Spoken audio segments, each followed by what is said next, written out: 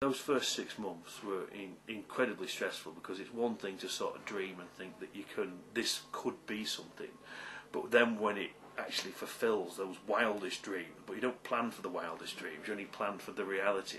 And fortunately, like it died off, but it still maintained at like a certain level, and we were able to, as time went on, sort of like build back up,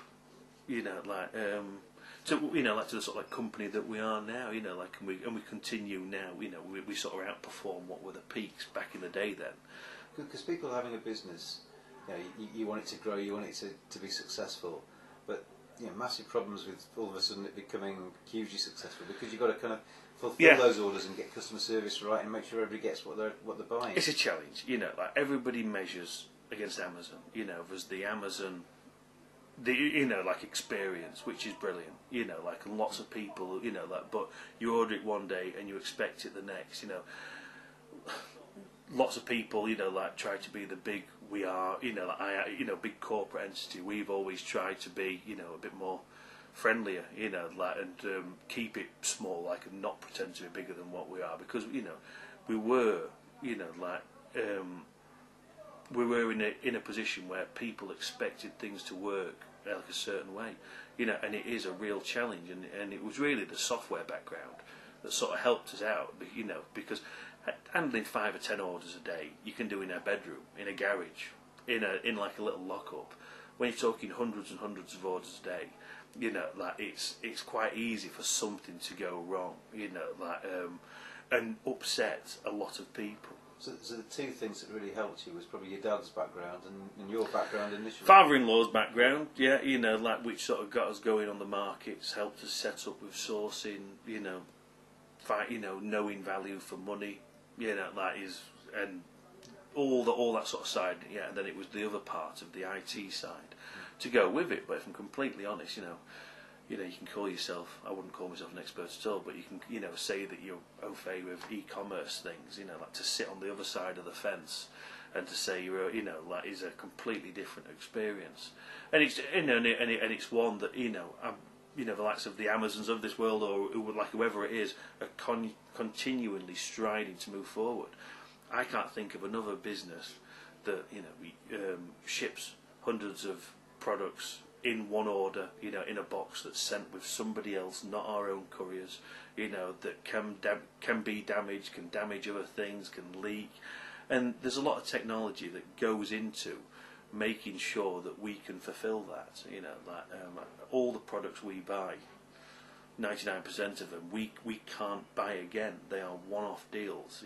So you have to make sure, or do the best you can to go make sure that you don't upset anyone, and there's lots of challenges that over the years we've had to overcome. How do you handle, sort of like 200 people all shopping for one item? Who actually owns that if they haven't paid for it yet? What if they walk away from their computer? How long do they keep it? And there's all the intricate parts that over the years we've developed. So I guess, day before you were made redundant from your previous job, you wouldn't have expected to have been sat there now running a food business. No. Things change, but things change for a reason, I guess. Yeah, I mean that. That it was. This is a completely alien environment to what I was doing. Well, a bit more than 10 years, 12 years ago. I was someone who was into technology, and I am still into technology now. I'm not working on telephones anymore. Working on something like a bit different, but the overall experience, is a good one, because there's many strides to this business, I'm really keen on waste, just as a person who thinks about waste and and green issues, and that strikes a chord with me, I enjoy doing the business of, making people think, if it's just a tiny bit, just making them think about what difference does it make if a can of beans goes a week out of date, if it's been sat on a shelf for 2 years, does it really make a difference? And for some people, absolutely, that is not, they won't tolerate dates and passing things. In all honesty, that's great, because we need people like that. So for the rest, more savvy people, you know, to go and you know, to be able to sort of like buy it cheaply because it's, you know, like it's not tolerated in supermarkets. So you know, we fill a niche and a void in the market for people who want value for money, and you know, it's an interesting thing, you know, like the people who actually shop with us are people aren't who are struggling to live or, you know, scraping like a means together.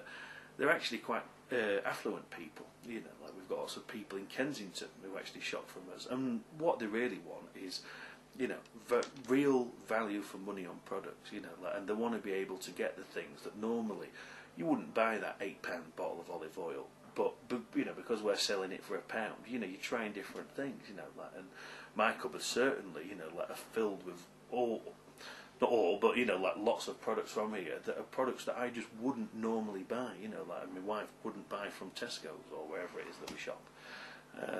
You know, and that's, you know, like our edge, you know, like we can give value to money, not just on, it's not about the low end, it's about the mid and high range.